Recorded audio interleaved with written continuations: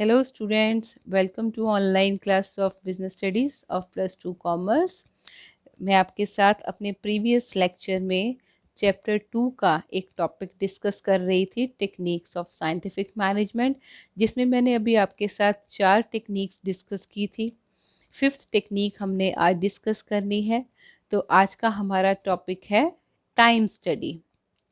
अगर हम scientifically business को मैनेज करना चाहते हैं तो उसके लिए हमें कौन सी टेक्निक अडॉप्ट करनी होगी? Time study. टाइम स्टडी क्यों की जाती है? इसमें हमने ये डिटरमाइन करना होता है कि standard time required to perform the job. सबको कितना टाइम चाहिए होगा अपनी जॉब को परफॉर्म करने के लिए। Deciding the standard target for workers, मतलब हमने वर्कर्स को क्या टारगेट प्रोवाइड करने हैं। स्टैंडर्ड मतलब सबके लिए वो सेम होना चाहिए। Next is determining the number of workers required to carry out the work. Time study में हमने डिटरमाइन करना होता है कि किसी भी काम को पूरा करने के लिए हमें कितने नंबर ऑफ वर्कर्स रिक्वायर्ड होंगे। देन है categorising the workers according to their efficiency, मतलब जिस वर्कर में जिस काम को करने की एफिशिएंसी है उसे उसी ग्रुप में ऐड करना चाहिए। मतलब वर्कर्स की जो कैटेगरीज है वो अलग कर दो। हर कैटेगरी में वही कैपेबिलिटी वाला पर्सन होना चाहिए जो काम हम उसे असाइन करने जा रहे हैं। पर आगे उन्होंने कहा है कि ये साइंटिफिकली टाइम स्टडी कैसे की जा सकती है। हमने अपनी मर्जी से प्रीवियस सारे रिकॉर्ड्स को ध्यान में रखते हुए टाइम डिसाइड नहीं करना। इसके लिए हमें प्रैक्टिकली एक्सपेरिमेंट करके देखना होगा कि हमारे वर्कर्स को काम करने के लिए कितना टाइम चाहिए। तो वो प्रैक्टिकली भी कैसे करना होगा? Total time taken to complete the job should be noted 100 times, मतलब हमें कम से कम 100 बार ये एक्सपेरिमेंट करके देखना होगा, वर्कर्स को प्रैक्टिस करवा के देखना होगा कि वो अपना काम करने के लिए कितना टाइम ले रहे हैं। देन वो 100 टाइम का रिकॉर्ड जो हमने मेंटेन किया होगा उसकी हमें एवरेज निकालनी होगी, और उस एवरेज के बेसिस पे हमें डिसाइड करना होगा कि हमें अपने वर्कर्स को कितना टाइम अलॉट करना है जॉब को कंप्लीट करने के लिए, और उन्हें क्या टारगेट्स प्रोवाइड करने हैं। तो टाइम स्टडी अगर इस तरह से हम करते हैं तो हम ये इसे कह सकते हैं कि हम साइंटिफिक मैनेजमेंट कर रहे हैं। Next is motion study. Motion का यहाँ पे क्या मतलब है? मोशन का मतलब है मूवमेंट्स। हमने मूवमेंट्स को स्टडी करना है कि किसी भी काम को परफॉर्म करते हुए हमारे वर्कर्स की कितनी मूवमेंट्स हो रही हैं। तो इसमें सबसे पहले तो हम यही डिटरमाइन करेंगे कि movement of the workers while on the job, जब हमारे वर्कर्स अपने काम को परफॉर्म कर रहे हैं तो उनकी कितनी मूवमेंट्स हो रही हैं। अब सेकंड स्टेप है determine the productive and unproductive movements of workers. अब उसमें से जितनी भी मूवमेंट्स हमारे वर्कर्स की हो रही हैं उसमें से हमने फाइंड आउट करना है कि कौन सी ऐसी मूवमेंट्स हैं जो प्रोडक्टिव, मतलब जो ज़रूरी हैं, जिन्हें हम किसी भी तरह से कट ऑफ नहीं कर सकते। अनप्रोडक्टिव मूवमेंट्स वो वाली होती हैं जिन्हें हम अगर कोशिश करें तो कट ऑफ किया जा सकता है, जिससे हम अपने वर्कर्स के काम को थोड़ा कन्वीनियंट और इजी बना सकते हैं। तो हमारा नेक्स्ट काम यही होगा कि हमने जो अनप्रोडक्टिव मूवमेंट्स फाइंड आउट की हैं उनको हमने कट डाउन करने की पूरी कोशिश करनी है। जितनी भी अनप्रोडक्टिव मूवमेंट्स को कट डाउन किया जा सकता है वो हमें करना होगा। और उसके लिए हम कैसे अनप्रोडक्टिव मूवमेंट्स को और कम कर सकते हैं? Designing tools and equipments to minimise unproductive movements. हमें टूल्स और इक्विपमेंट्स इस तरह के बनाने चाहिए जिससे हम अनप्रोडक्टिव मूवमेंट्स को मिनिमाइज कर सकें। अब मैं आपको इसकी एक एग्जांपल देने जा रही हूँ। मान लो वर्कर काम कर रहा है, उसको मशीनरी पे यूज़ करने के लिए जो रॉ मटेरियल चाहिए, अब उसे वो रॉ मटेरियल उठाना तो है ही है। वो रॉ मटेरियल हमने रख दिया ऑन द फ्लोर। अब फ्लोर से जितनी बार उसको रॉ मटेरियल उठाना होगा उतनी बार उसको बेंड होना पड़ेगा। तो ये अनप्रोडक्टिव मूवमेंट है, क्योंकि हम चाहे तो रॉ मटेरियल का अरेंजमेंट टेबल पे भी कर सकते हैं। तो इससे क्या होगा, उसे बार बार बेंड नहीं होना होगा। इससे एक तो उसका टाइम बचेगा। इसमें से अनप्रोडक्टिव मूवमेंट्स जो उसकी बेंड होने वाली मूवमेंट्स थी वो हमने ख़त्म कर दी। तो इससे उसकी हेल्थ पे इफ़ेक्ट भी आएगा कि वो जल्दी टायर्ड नहीं होगा। तो इस वजह से मोशन स्टडी बहुत ज़रूरी है साइंटिफिक मैनेजमेंट में, क्योंकि मोशन स्टडी के ज़रिए से हम सारी अनप्रोडक्टिव मूवमेंट्स को रिड्यूस और मिनिमाइज़ कर सकते हैं, या कह सकते हो कि कुछ मूवमेंट्स को हम ख़त्म भी कर सकते हैं। तो इस तरह से हम अपने वर्कर्स की जो कैपेबिलिटी है उसको इंक्रीज़ कर सकते हैं। नेक्स्ट टेक्निक है डिफरेंशियल पीस वेज सिस्टम। अब इसका क्या मतलब है कि हम पर पीस के हिसाब से जो अपने वर्कर्स को वेजेस प्रोवाइड कर रहे हैं उसमें डिफरेंस होना चाहिए।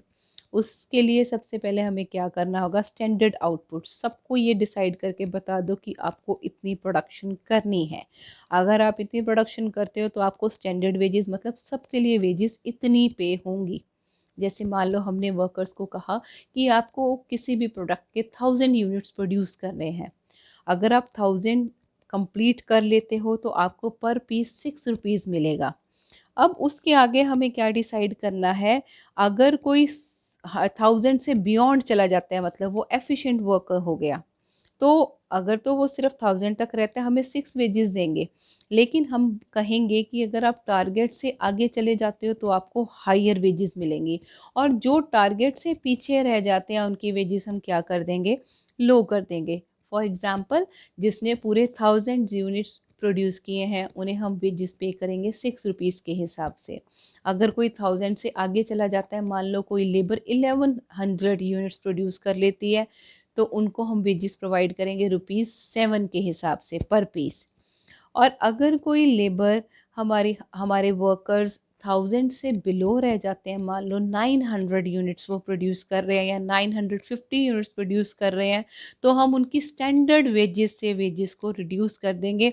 हमने स्टैंडर्ड कितना रखा है, 1000 यूनिट्स के लिए हम स्टैंडर्ड वेजेस प्रोवाइड कर रहे हैं 6 रुपीज़ पर यूनिट। तो जो 1000 से कम प्रोड्यूस करेगा उसे 6 रुपीज़ के हिसाब से नहीं, रादर वेजेस प्रोवाइड करो 5 रुपीज़ के हिसाब से। अगर हम इस तरह का डिफरेंशियल पीस वेज वाला सिस्टम अडॉप्ट करके चलेंगे तो इससे क्या होगा, जो पर्सन्स अच्छा काम कर रहे हैं उन्हें मोटिवेशन मिलेगी, एप्रिसिएशन मिलेगी। ये चीज़ उनमें और ज़्यादा डिटर्मिनेशन लाएगी कि हमें अपना काम और भी अच्छे से करना है। और जो काम अच्छे से परफॉर्म नहीं कर पा रहे, ये मेथड उन्हें भी मोटिवेट करेगा कि हम में क्या कमी है।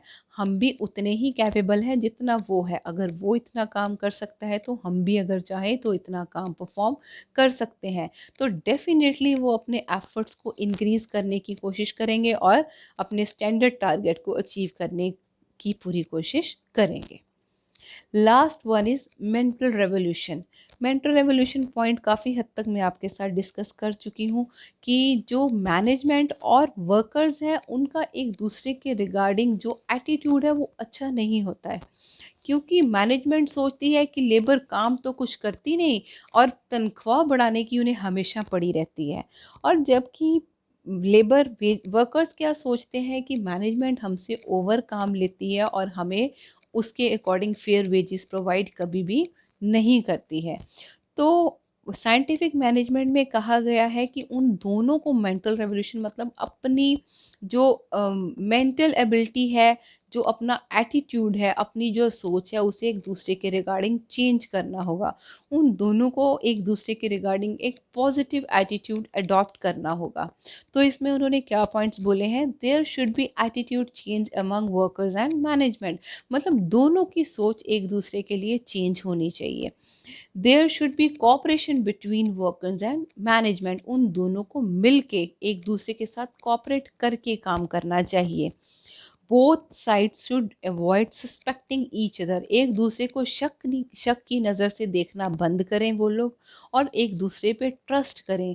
अगर वो मिल के एक दूसरे के साथ कोऑपरेट करके काम चलें कॉपरेशन करके काम करेंगे तो इसमें दोनों की ही भलाई है, क्योंकि इससे प्रोडक्शन इंक्रीज़ होगी, प्रोडक्शन इंक्रीज़ होगी तो प्रॉफिट्स इंक्रीज़ होंगे, प्रॉफिट्स इंक्रीज़ होंगे तो मैनेजमेंट सेटिस्फाइड होगी, और उसमें से वो डेफिनेटली कुछ रिवॉर्ड्स प्रोवाइड करेगी वर्कर्स को जिन्होंने अपनी एफर्ट से प्रॉफिट्स और प्रोडक्शन को इंक्रीज़ किया है। तो ये सारी टेक्निक्स हैं साइंटिफिक मैनेजमेंट की, जो हमें बिज़नेस में पॉजिटिव रिजल्ट्स प्रोवाइड कर सकती हैं अगर हम इन्हें बिज़नेस में अडॉप्ट कर लेंगे तो। इसीलिए हर बिज़नेस में प्रॉपर मैनेजमेंट के लिए ये सारी टेक्निक्स अडॉप्ट करनी ज़रूरी है, सिवाय फर्स्ट के जो हमने डिस्कस किया था कि वो रियलिस्टिक नहीं है, वो प्रैक्टिकली अप्लाई नहीं की जा सकती। उसके अलावा सेकंड से लेके 8 तक हमने जितनी टेक्निक्स डिस्कस की हैं वो सारी प्रैक्टिकली बिजनेस में अगर हम अप्लाई करेंगे तो वो हमें डेफिनेटली पॉजिटिव रिजल्ट्स प्रोवाइड करेंगे। So students, that's it for today. Next topic मैं डिस्कस करूँगी अपनी नेक्स्ट क्लास में। आज के लिए इतना ही। Okay students, thank you, have a nice day. Don't forget to like and subscribe the channel. Stay home, stay safe. Thank you.